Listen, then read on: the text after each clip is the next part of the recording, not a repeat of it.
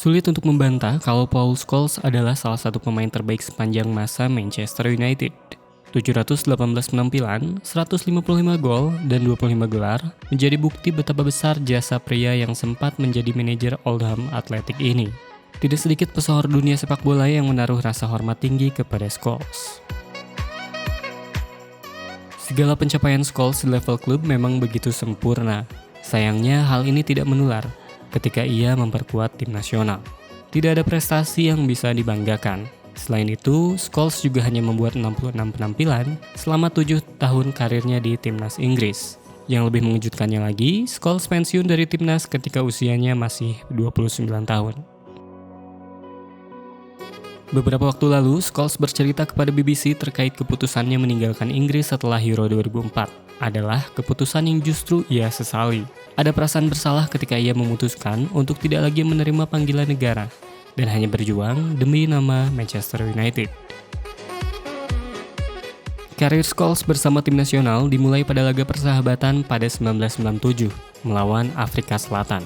Setelah itu, namanya langsung masuk skuad Inggris asuhan Glenn Hoddle untuk Piala Dunia 1998 dan mencetak gol pertamanya di Piala Dunia ketika Three Lions menang dari Tunisia.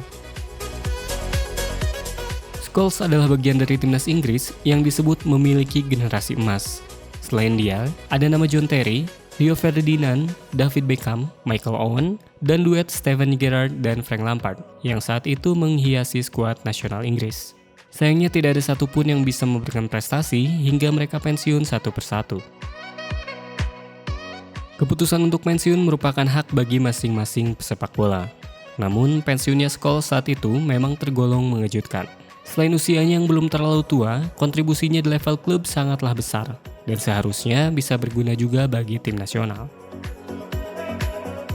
Muncul beberapa teori untuk menentukan alasan utama Scholes pensiun dari timnas Inggris saat itu. Ferguson menyebut kalau alasan keluarga menjadi faktor pendorong yang membuatnya memilih untuk mengakhiri karirnya di timnas. Hal itu juga diiyakan oleh Scholes ketika berbicara kepada BBC. Menurutnya, meninggalkan keluarga 10 hari hingga 6 minggu merupakan aktivitas yang tidak ideal untuk pemain yang memiliki keluarga muda seperti dirinya. Alasannya mudah, dia ingin menghabiskan lebih banyak waktu dengan keluarganya. Saya sudah bicara dengannya hampir setahun yang lalu ketika ia datang menemui saya dan ingin memikirkan rencananya untuk pensiun. Dia sudah memberikan kontribusi besar bagi Inggris dan saya melihat 66 penampilan sudah sangat baik untuk berhenti di puncak karir, kata Ferguson setelah pengumuman resmi pensiunnya Scholes dari timnas Inggris. Namun, muncul alasan-alasan lain yang ditenggarai menjadi penyebab pensiunnya Scholes dari tim nasional. Salah satunya adalah keberadaan Frank Lampard dan Steven Gerrard. Bahkan tidak sedikit yang menyebut kalau inilah alasan sebenarnya mengapa Scholes memilih mengakhiri karir begitu cepat dengan tim nasional Inggris. Beberapa manajer yang melatih timnas Inggris saat itu lebih memilih memaksimalkan dan Frank Lampard sebagai double pivot di lini tengah Inggris.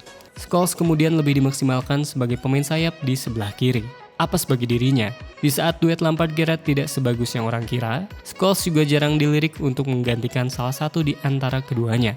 Sebuah ironi, mengingat This Football Times menyebut kalau keterampilan yang dimiliki Scholes di atas lapangan adalah gabungan dari Gerrard dan Lampard. Scholes sendiri merasa kalau Gerrard dan Lampard memang jauh lebih baik dan layak untuk bermain sebagai pemain tengah dibanding dirinya. Scholes sendiri juga tidak mempermasalahkan apabila ia bermain sebagai pemain sayap di tim nasional. Mengingat di United, ia juga pernah bermain sebagai pemain sayap dan bermain cukup bagus.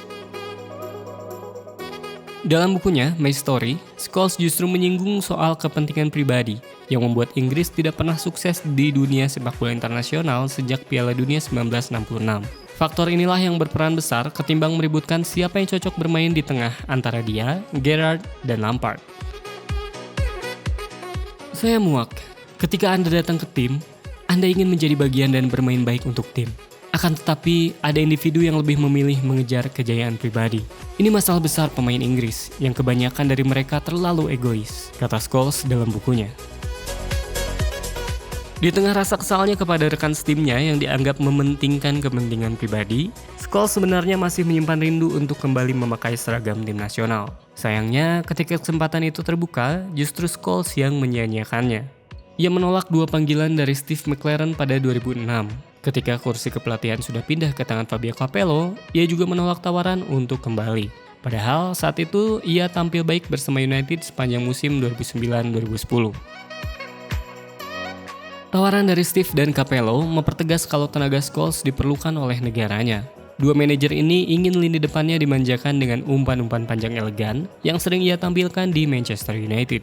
Namun, Scholes beralasan kalau Capello saat itu hanya memberikan waktu 2 jam sebelum mengambil keputusan, sebuah waktu yang menurutnya sangatlah singkat. Saya hanya diberikan beberapa jam untuk berpikir, tetapi saya memerlukan waktu lebih banyak. Tidak sampai seminggu sebelum turnamen, saya berpikir kalau telah membuat keputusan yang salah, kata Scholes.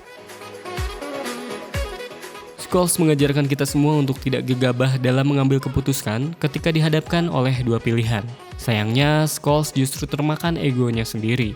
Ia hanya bisa menyesal atas keputusan yang sudah ia pilih saat itu.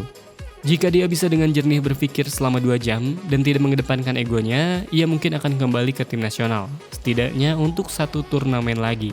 Atau jangan-jangan, Scholes saat itu masih trauma kalau ia akan dimainkan lagi sebagai sayap kiri, mengingat di era kepelatihan Capello, nama Gerrard dan Lampard masih ada di tim nasional.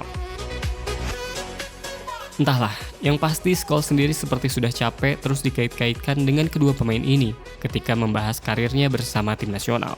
Steven Gerrard dan Frank Lampard yang terbaik. Saya sudah muak mendengar ini, tapi orang punya pendapatnya masing-masing. Mereka adalah dua pemain yang luar biasa dan pemain yang memiliki ciri khas yang berbeda.